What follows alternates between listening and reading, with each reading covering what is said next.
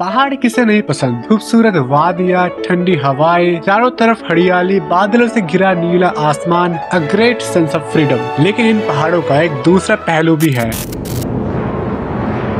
यहाँ पर मौसम पलक झपकते बदल जाता है। Flash floods, landslides, avalanches, remote areas जहाँ से नजदीकी मेडिकल केयर भी हजारों किलोमीटर दूर है। हर साल अराउंड 2000 लोग इन्हीं पहाड़ों में अपना जान गंवा बैठते हैं और कईयों का तो बॉडी तक नहीं मिलता। जिनमें से 20% deaths are only climbers. Climbers इंसानों का वो पागल जाती है जिनका नीचे से गर्दन उठाकर पहाड़ देखकर मन नहीं भरता। The desire to conquer the mountain. सिर्फ खुद का शरीर कुछ फीट लंबा रस्सी और एक फावड़े के साथ। इतने अनसर्टन एनवायरनमेंट में, इतने ऑड्स के अगेंस्ट हर एक कदम पे मौत का प्रोबेबिलिटी लेकर कोई ऐसा कुछ क्यों ही करना चाहेगा, वो भी without heroin. Why do people climb mountain? शिनिची Sakamoto ने शायद इसी सवाल का जवाब देने का कोशिश किया है through his manga the climber. Climber का सीरियलाइजेशन शुरू हुआ था 2007 में, Shinichi Sakamoto as the illustrator and Yoshino Nobeda as the writer. The climber का मेन कैरेक्टर है मोरी बोंटारो, रिग्रेट से भरा हुआ एक लोनली टीनेजर जिसे अपनी जिंदगी से कोई उम्मीद नहीं है। स्कूल में एक इंसिडेंट होने के बाद वो अपना स्कूल चेंज करके एक नए हाई स्कूल में जाता है, जहाँ पर एक्सीडेंटली वो अपना ट्रू पैशन डिस्कवर करता है,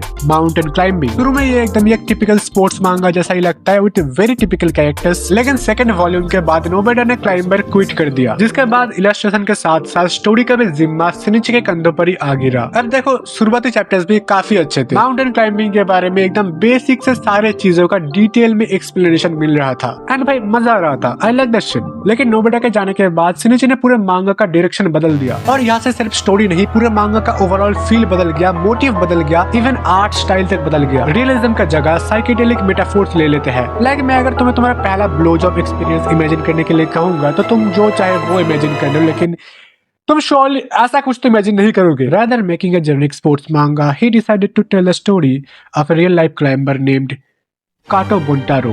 1930s के दौरान ये आदमी द इमॉर्टल माउंटेनियर के नाम से फेमस था। माउंटेन क्लाइंबिंग यूजुअली एक ग्रुप एक्टिविटी है, यू नो, ताकि घर तक बॉडी पहुंचने का थोड़े बहुत चांसेस रहे, बट ये बंदा सर्वाइवल के उस स्लाइड चांसेस को भी घर पर ही छोड़ाता है। Kato Buntaro was a solo climber. School खत्म करने के बाद बहुत ही यंग एज से ही माउंटेन क्लाइंबिंग उनके लाइफ में एक रेगुलर ऑकरेंस बन चुका था और ज्यादातर सिर्फ सोलो क्लाइंब्स। काटो ने कभी भी अपने क्लाइंब्स को ऑफिशियल बनाने का कोशिश नहीं किया और क्योंकि वो अकेले क्लाइंब्स में जाते थे और टेक्नोलॉजी भी उतना एडवांस नहीं था, तो वो जिस तरह से चर्चे में आए वो भी काफी अलग था। दूसरे माउंटेनियर्स पहाड़ों में एक मिस्टीरियस फिगर को स्पॉट करने लगे और क्योंकि ये एक्टिविटी सोलो करना इतना अनयूजुअल था, तो इस बात को आंख पकड़ने में ज्यादा टाइम नहीं लगा। He was like a mysterious legendary creature among mountaineers. Mount Tanigawa जैसे इनफेमस जापानीज माउंटेन्स को क्लाइंब करने के बाद उनका रेपुटेशन पीक पे पहुंच चुका था। Basically he was speed running Japanese mountains और इतना काफी नहीं था कि उनका एक बहुत ही स्पेशल बिहेवियर था। उनके पागलपन का आखिरी सबूत, वो पहले से एस्टेब्लिश्ड रूट्स पे क्लाइंब नहीं करते थे, इसके बजाय नए रूट्स इन्वेंट करके उनको चढ़ने पे ही इनके रूह को चैन मिलता था। अपने अर्ली 30s में शादी के कुछ सालों बाद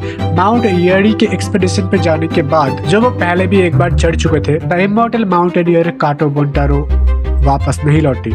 आयरॉनिकली माउंट एयरी का क्लाइंब उनके सोलो क्लाइंब्स में से एक नहीं था। कुछ टाइम बाद उनको मृत घोषित कर दिया गया, बट मुझे लगता है कि वो बस अपने शादी के डिसीजन से बहुत खुश नहीं थे, so he just faked his death so that he can continue speed running mountains. Mountain climbing already एक बहुत एक्सट्रीम स्पोर्ट्स है, तो काटो बोंटारो कॉन्स्टेंटली इस ऑलरेडी एक्सट्रीम स्पोर्ट्स को और एक्सट्रीम बनाने का कोशिश क्यों करते रहे until his death, which brings back the question, why climb mountains? Well, इसका जवाब एक्चुअली में उन्होंने खुद बहुत अच्छे से दिया है एक 450 वर्ड्स ऐसे के थ्रू, जिसका अगर समरी में बताऊं तो the answer to the question is why not? Mountain climbing का बहुत ही हेवीली कमर्शियलाइजेशन हो चुका है। लिटरली कोई भी बिस्तर से उठकर माउंट एवरेस्ट चढ़ने के बारे में सोच सकता है। The only required thing is money. बहुत सारे एजेंसीज बन चुका है जो तुम्हें सर्टेन अमाउंट के अंदर माउंट एवरेस्ट चढ़वा देंगे, ऑलमोस्ट बिना किसी एक्सपीरियंस के। जैसे एवरेस्ट है यार, यू जस्ट हैव टू पे 40 लाख और 44 lakh whatever, you are not doing anything, you are not doing mountaineering. जहाँ बात तुम्हें लग्जरी सर्विसेज भी मिल जाएंगे, जिसके अंदर तुम्हें तुम्हारा पर्सनल कूली मिलता है जो तुम्हारे लिए तुम्हारा 15 kg का बैग कैरी करके पूरे रास्ते ले जाएगा, तुम्हारा हाथ पकड़ के गड्ढे पार करवाएगा, स्नोफॉल में तुम्हारे ऊपर छाता पकड़ेगा, जरूरत पड़े तो तुम्हें गर्माहट भी दे सकता है। स्पेशियस टेंट, गर्म खाना, हेलीकॉप्टर्स, ना जाने क्या क्या। 1950s के दौरान एवरेस्ट समिट पे बस कुछ मुट्ठी भर लोग ही जाते थे। 1953 में Edmund Hillary and Tenzing Norgay became the first ever people to reach the peak of Mount Everest. 2023 Everest summit पे 600 लोग गए थे। माउंट एवरेस्ट को लिटरली पिकनिक स्पॉट बना दिया है। नेपाल गवर्नमेंट को हर साल ऑफिशियल क्लीनिंग मिशंस करना पड़ता है to keep the Everest clean. Cleaning missions 5000 metre के ऊंचाई पे, एंड पीपल स्टिल थिंक कि इस प्लेनेट को अभी भी बचाया जा सकता है। क्लाइंबिंग सर्किट के अंदर जो एक्चुअली रेस्पेक्टेड माउंटेन्स है like Annapurna, K2, in mountains के समिट रेट्स को अगर तुम देखोगे तो नंबर्स का बहुत ज्यादा डिफरेंस है, जबकि इन माउंटेन्स को क्लाइंब करना ज्यादा कॉस्ट एफिशिएंट है। इनफैक्ट जो एक्सपीरियंस्ड क्लाइंबर्स है, जो क्लाइंबिंग को एक्चुअली आउट ऑफ पैशन करते हैं, वो लोग एवरेस्ट के ऊपर अन्नपूर्णा को ही चुनेंगे एनी डे, क्योंकि Annapurna just has a lot more character than Everest. और जो लोग K2 क्लाइंब करने जाते हैं, इट जस्ट ग्लोरीफाइड सुसाइड। लेकिन जनरल पब्लिक को इस सब से कोई मतलब नहीं है। They don't give a shit about some NPC mountains like Annapurna और K2, the highest place on earth. सुनने में ही कितना अच्छा लगता है। आज के कॉन्टेक्स्ट में माउंटेन क्लाइंबिंग का बहुत बड़ा हिस्सा बस दिखावा है। एवरेस्ट बेस कैंप तो सिटी है यार, जिसको भी चल रहा है वहाँ पे 24 घंटे लाइट है, इंटरनेट है। लेकिन हमारे बीच पागल लोग तो हमेशा से ही थे।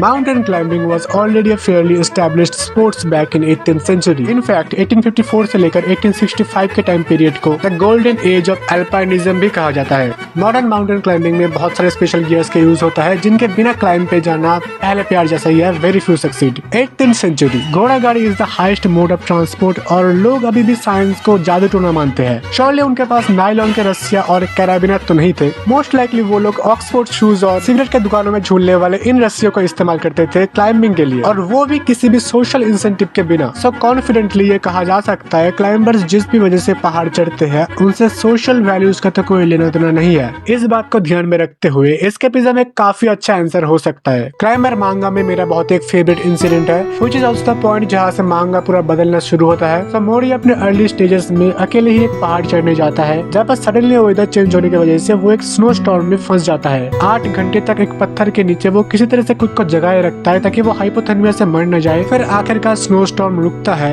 और मोरी भीगे कपड़ों में मरने के हालात में किसी तरह से जंगल से बाहर निकलता है, और अपने सामने पहाड़ के नीचे वो एक शहर दिखता है। शहर को देखकर मोरी के चेहरे पे एक राहत का चमक दिखता है। मोरी एक बार पीछे मुड़कर उस पहाड़ को देखता है, और जैसे किसी स्पिरिट ने उसको पोजेस कर लिया हो, वैसे ही वो नीचे जाने के बजाय उस पहाड़ की तरफ जाने लगता है। रात के टाइम पे भीगे कपड़ों में हाथों में फ्रॉस्ट बाइट लेकर वो पहाड़ चढ़ने लगता है। और ऐसे ही कई सारे इंसिडेंट्स हैं जहाँ पर मोरी क्लियरली सोसाइटी को रिजेक्ट कर रहा है। एस्केपिज्म का मतलब होता है जब कोई इंसान अपने लाइफ के प्रॉब्लम्स को इग्नोर करे by doing something absolutely unnecessary. Mori के केस में एस्केपिज्म काफी अच्छे से फिट बैठता है, but there is a catch. Later on manga के अंदर मोरी को भी सोसाइटी के अंदर रहने के लिए कोई मिलती है। उनका छोटा सा एक परिवार भी बनता है, and Mori finally found a belonging in society. So अगर मोरी के क्लाइंबिंग के पीछे रीजन एस्केपिज्म था, तो फिर उसके पास सब कुछ होते हुए भी वो K2 क्लाइंब करने का सपना क्यों नहीं छोड़ पाया? इतने अच्छे परिवार को छोड़कर वो पहाड़ चढ़ने क्यों गया, जहाँ से उसको पता है कि उसका वापस लौट पाना चमत्कार से कम नहीं होगा? श्योरली एस्केपिज्म काफी सारे क्लाइंबर्स के लिए एक सॉलिड रीजन होगा, लेकिन कातो बोनतारो या फिर मोरी बोनतारो के लिए क्लाइंबिंग का रीजन सिर्फ एस्केपिज्म नहीं है। There is more to it. Okay, so इसके बाद मैं स्ट्रेट अप यापिंग शुरू करने वाला हूँ। सो तुम्हें अगर नहीं सुनना है तो तुम स्किप कर सकते हो। ये रहा time strap.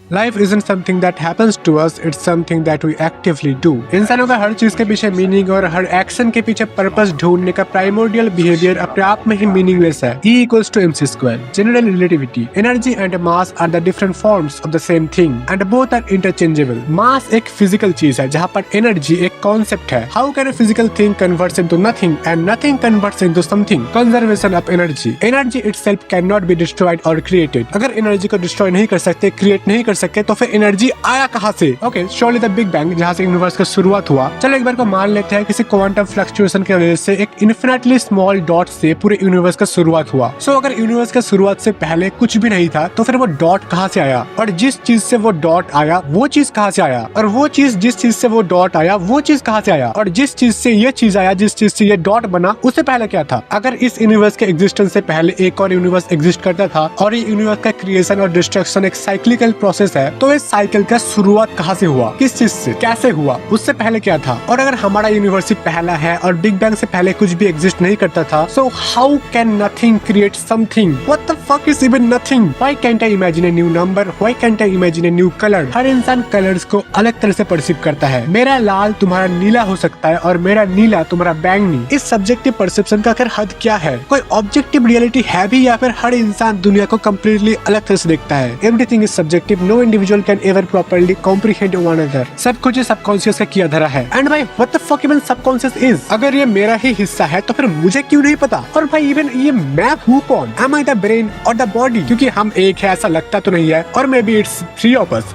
The brain, body and the subconscious. हर कोई इतना नॉर्मल कैसे एक्ट कर सकता है जब कुछ लोगों के पास ऐसे वेपन्स है जो लिटरली अर्थ को डिस्ट्रॉय कर सकते हैं एट एनी पॉइंट? मैं कल के सूरज देख पाऊंगा या फिर नहीं, totally depends on few handful of peoples selfish needs. और आखिर मैं ये सब सोच ही क्यों रहा हूँ, ये वीडियो ही क्यों बना रहा हूँ? Worrying about it will get views और not, while at this very moment I am sitting on a rock in infinite space, जो 40 किलोमीटर पर आवर की स्पीड से घूमते हुए 1 लाख किलोमीटर पर आवर के स्पीड से एक मैसिव न्यूक्लियर बॉम्ब के चारों तरफ घूम रहा है। और ये पूरा सोलर सिस्टम ही अपने आप में पूरे गैलेक्सी के अंदर घूम रहा है, circling around a black hole at the speed of 230 kilometre पर सेकंड। और इसके ऊपर से पूरा गैलेक्सी ही 600 किलोमीटर पर सेकंड की स्पीड से मूव कर रहा है। अगले 5 बिलियन साल के अंदर हमारा सन एक रेड जायंट बन जाएगा और पृथ्वी पूरी तरीके से वेपराइज हो जाएगा। तो अगर सब कुछ ही टेम्पररी है तो फिर कुछ भी करने का पॉइंट ही क्या है? किसी भी सेकंड के अंदर एक गामा रे ब्लास्ट आ सकता है और we will be dead. What is even death? अगर मरने के बाद क्या? अगर कुछ नहीं तो फिर व्हाई बॉदर बीइंग बोर्न? क्या सब कुछ पहले से ही फिक्स है और हम लोग कुछ नहीं कर सकते, या फिर ये सब बस एक सपना है?